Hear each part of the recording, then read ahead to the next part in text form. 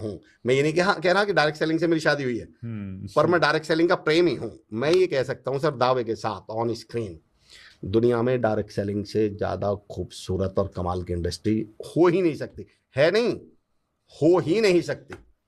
2-3 point से मैं सिद्ध करूंगा सर। कारण क्या है, एक पहले मैं एक सिंपल सा एग्जांपल देता हूं। बिजनेस कोचिंग में हूं सर।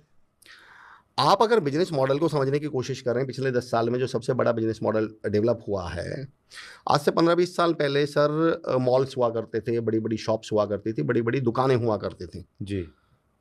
क्यों फेल हो गई? लेकिन फ्लिपकार्ट, अमेजॉन, जितने भी ऑनलाइन प्लेटफॉर्म हैं, ये क्यों चल गए? दोनों में अंतर बताता हूँ सर। बिजनेस मॉडल क्या बदला है पिछले 10 से 12-15 सालों में सर? दुकान या मॉल कहता था कि भाई हमने एक शानदार दुकान खोली है, शानदार मॉल खोला है। कस्टमर से क्या कहते था? हमने यहाँ दुकान खोली है, तुम उठकर यहाँ आओ। राइट। फ्लिपकार्ट और अमेजॉन क्या कहते हैं? नहीं भाई साहब, आप घर बैठो, हम आपके पास आएंगे, सरकार आपके द्वार। ऑटो और ओला और उबर में क्या अंतर है सर? ऑटो क्यों नहीं, मतलब क्यों चैलेंजेस फेस कर रहे हैं? ऑटो वाला ये कहता है कि तुम अपने घर से 300 मीटर दूर अपने 2.5 साल के बच्चे को गोद में लटका के, एक सूटकेस हाथ में लेके, वाइफ साथ में चल रही है, तुम गर्मी में 42 डिग्री टेम्परेचर में, तुम 300 मीटर दूर आओ मेरे पास। और ओला और उबर क्या कहती है सर? हम भेजेंगे, हम आ रहे हैं भाई साहब, आप घर बैठिए, हम आपके पास आ रहे हैं। स्विगी और जोमेटो क्या कह रहा है? भाई साहब आप घर बैठिए, हम आपके पास। बिजनेस वो चलेगा सर जिसका करने वाला चलेगा। क्या बात। लेकिन सुरेंद्र सर, जो मैं कहना चाह रहा हूँ वो सुनिए। ये बात बड़े बड़े एंटरप्रेन्योर्स को, बड़े बड़े बिजनेस ओनर्स को 10 साल पहले समझ में आई है, 5 साल पहले। सर डायरेक्ट सेलिंग को 150 साल पहले ये बात पता थी। डायरेक्ट सेलिंग मॉडल क्या है? Yes yes. जो बात इस पूरी दुनिया को 5 साल पहले समझ में आई है, डायरेक्ट सेलिंग को 150 साल पहले पता थी कि बिजनेस मॉडल वो चलेगा जिसका करने वाला कस्टमर तक पहुंचेगा। डायरेक्ट सेलिंग क्या कहती है कस्टमर से? भाई प्लान प्रेजेंटेशन देने हम तुम्हारे पास आएंगे, प्रोडक्ट देने हम तुम्हारे पास आएंगे, काउंसलिंग के लिए हम तुम्हारे पास आएंगे।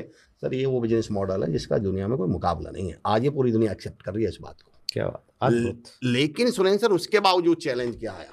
उसके बावजूद दुनिया की एकमात्र ऐसी इंडस्ट्री जो इस भारत जैसे देश की, या मैं कहता हूँ तमाम दुनिया के देशों की, आप जिन देशों में डायरेक्ट सेलिंग अप गई है सर, उनके डेवलपमेंट का आप तो खैर कमाल की किताब, मैंने आपकी डेटा बेस, मुझे सबसे अच्छी बात लगी, आप डेटा पर बहुत अच्छा लिखते हैं सर।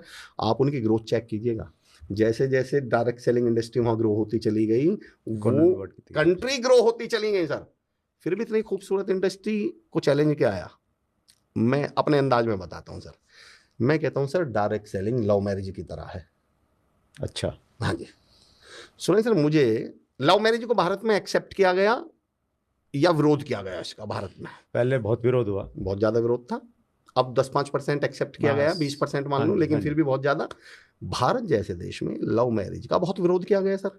इवन इस लेवल पे विरोध किया गया कि पिताओं ने ये कह दिया कि मेरी लाश पे से होके गुजरना पड़ेगा। यस। नहीं, लव मैरिज तो नहीं करने देंगे। इवन यहां तक विरोध किया गया कि पिताओं ने, घर वालों ने, बड़े भाइयों ने अपनी बहनों को मार डाला, अपने भाइयों को मार डाला, और उन्हें क्या नहीं करनी थी सर? Love marriage. तो इसका मतलब इसमें कुछ तो ऐसा अवगुण होगा सर, कुछ तो ऐसी कमी होगी कि लोगों ने जान ले ली और जान दे दी पर लव मैरिज नहीं करनी थी। चलिए सुरेंद्र सर बताइए।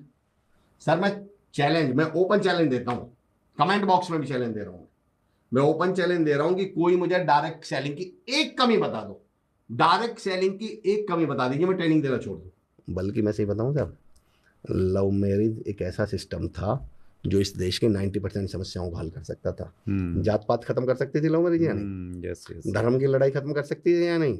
सबसे बड़ी बात बताता हूं सर, वो पिता जो शादी के बाद अगले 20 साल तक कर्ज उतारने में अपनी हड्डियां खपा देते हैं, खेत बेचने पड़ जाते हैं दहेज देने के लिए, लोगों से, दुनिया से उधार लेना पड़ता है, घर के सोने गिरवी रखने पड़ जाते हैं, और फिर अगले 20 साल तक वो परिवार की रीढ़ की हड्डी कभी दोबारा वापस नहीं हो सकती। इतनी खूबसूरत चीज का देश में विरोध किया गया है। और खासतौर से, अच्छा एक बात और बताइए सर, विरोध ज्यादा किसने किया, मिडिल क्लास ने या पैसे वालों ने? मिडिल क्लास ने ज्यादा किया, आम आदमी ने, मिडिल क्लास ने, जिसकी तकदीर बदल सकती थी लव मैरिज, जिस मिडिल क्लास की सारी समस्याएं लव मैरिज खत्म कर सकती थी। बच्चों के लिए जो परवरिश के लिए, या बच्चों के लिए जो कर्जा लेना पड़ता है, सारी जिंदगी फिर कर्जे में घटना पड़ता है, खपना पड़ता है। बेटियों को कोख में क्यों मार दिया जाता है? क्योंकि उन्हें मालूम है कि बड़ी हो जाएंगी तो क्या देना पड़ जाएगा। और बेटी में ऐसी कौन सी कमी है सर? लेकिन इतनी खूबसूरत चीज को भी इस देश में एक्सेप्ट नहीं किया गया। और मैं जो सुरेंद्र सर, जहां अब लाइटर नोट पे कहूंगा, पर मैं चाहता हूं कि उस बात को समझें कि लव मैरिज को एक्सेप्ट क्यों नहीं किया गया। लव मैरिज का एक्चुअल में विरोध, आप जो इज्जत वाली बात कर रहे थे, सारे पैसे वालों के बच्चे लव मैरिज कर लेते हैं। अंबानी की कोई इज्जत ही नहीं है, अमीरों की कोई इज्जत ही नहीं है, सारी इज्जत ही किसकी अटकी हुई है, और मिडिल क्लास के अट जाएगा, हमारी इज्जत का सवाल है। ये